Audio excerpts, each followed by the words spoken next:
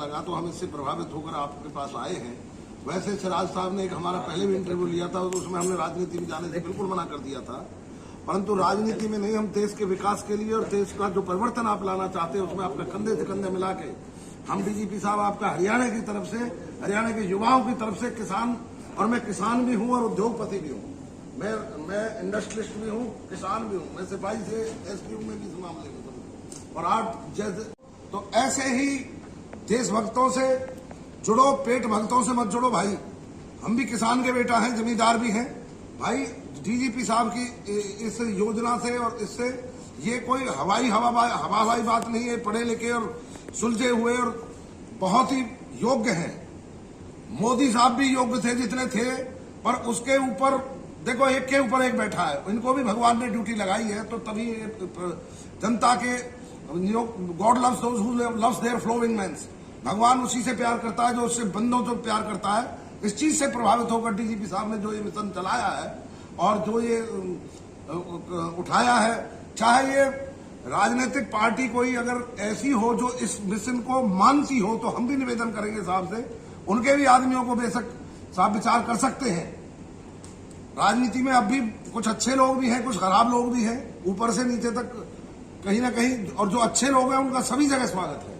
साहब का ऐसा है, इससे हम और डीजीपी साहब, ये देश की जनता आपका साथ देगी। और एमपी के तो भाई बहुत सुलझे और बहुत अच्छे लोग हैं, पवित्र मन, मेहनती, और मध्य प्रदेश है, और मध्य से भगवान ने आपको मिशन दिया है, इसमें बहुत ताकत लगेगी और लोग बड़े समझदार हैं आपके प्रदेश के।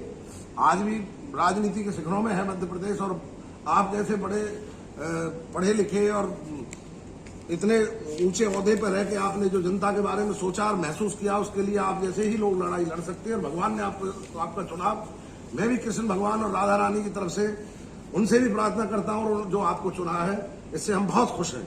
और मध्य प्रदेश की जनता, हरियाणा की जनता, सारे देश की जनता और युवा आपके साथ लगेंगे।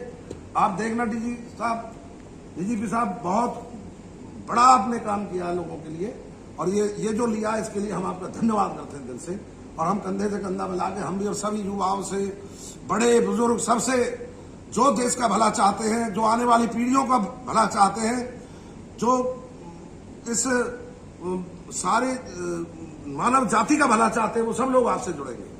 और अपने वोट का भाई सही प्रयोग करो और जागो, और भगवान तो भेज रहा हो तुम्हारे पास भाई, और ना समझो तो भाई फिर क्या करे वो। सही सांझ के मारे कोई रोगा ना भाई, जगो। आप डीजीपी साहब जो लाए हैं, ये अपने लिए कुछ नहीं लाए, जनता के लिए, लोगों के लिए, मानवता की भलाई के लिए भगवान ने इनको प्रेरित किया और हमको दिया, सौंपा है इनको। तो इनका इस चीज का फायदा उठाओ और इनके इशारे पे इनके साथ मिलके आप खुद अपना चुनाव करो। जो समझो इनके साथ मिलना, अब आप अपना खुद का चुनाव कर रहे हो। और बहुत बहुत धन्यवाद डीजी साहब, बहुत हम आपसे मिलकर बड़ी खुशी हुई है। बहुत बढ़िया के साथ जो भी पार्टियां 21 लगी हुई हैं, उनके लिए अपील करते हैं आपसे, हाथ जोड़ के ये निवेदन है जनता से, जाग जाओ, रात बाकी है, बात बाकी है भाई। डीजीपी साहब जो खड़े हैं आपके, ये अधिकारी भी हैं, और ये भारत मिशन को, ये जो है भारत की तरक्की के लिए, और आपको टैक्स फ्री और वो जो चीज आप सोच भी नहीं रहे वो करने के लिए, जिन्होंने इनसे डीजीपी साहब से जिन पार्टियों ने यस बोला है, उनको वोट दो। और भगवान की कृपा से ये आप पे मौका है, एक 5 साल में आवे 10 सेकंड को जिस टाइम बटन दबा रहे हो, एक बार बटन डीजीपी साहब के साथ दबा के देखो, आपको क्या पता लगेगा सब आपको। और डीजीपी साहब आप करो। नमस्कार, मैं आम जनता से अपील करता हूं कि सभी राजनीतिक पार्टियां दुष्ट हैं। इन्होंने आपके ऊपर गुलामों के नियम कानून थोप के रखे हैं। अब समय आ गया है इन्हें सबक सिखाने का। अब समय आ गया है कि इन सभी बड़ी राजनीतिक पार्टियां जो कि इनवेरिएबली दुष्ट हैं, जो कि अपने हाई कमांड से बंधी हुई हैं, जिन्होंने आपके रिप्रेजेंटेटिव को अपना अंधभक्त और गुलाम बना के रखा है, अब इनके पराजय का समय आ गया है।